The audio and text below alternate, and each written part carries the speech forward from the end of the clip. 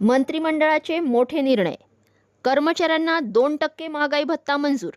पेन्शनधारकांनाही मिळणार दिलासा.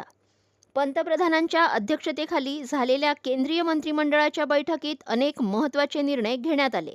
यामध्ये केंद्रीय सरकारी कर्मचारी आणि पेन्शनधारकांसाठी 2% महागाई भत्ता आणि महागाई दिलासा वाढवण्यास मंजुरी देण्यात आली. ही वाढ 1 जानेवारी 2026 पासून लागू होणार असून महागाई भत्ता 58% 60% झाला आहे. 50%हून अधिक कर्मचारी आणि 68 लाख पेन्शनधारकांना लाभ होणार आहे. केंद्रीय माहिती व प्रसारण मंत्री अश्विनी वैष्णव यांनी मंत्रिमंडळाच्या बैठकीनंतर ही माहिती दिली. त्यांनी सांगितले की या निर्णयाचा लाभ 50 लाखाहून अधिक केंद्रीय कर्मचारी आणि 68 लाखाहून अधिक पेन्शनधारकांना मिळणार आहे.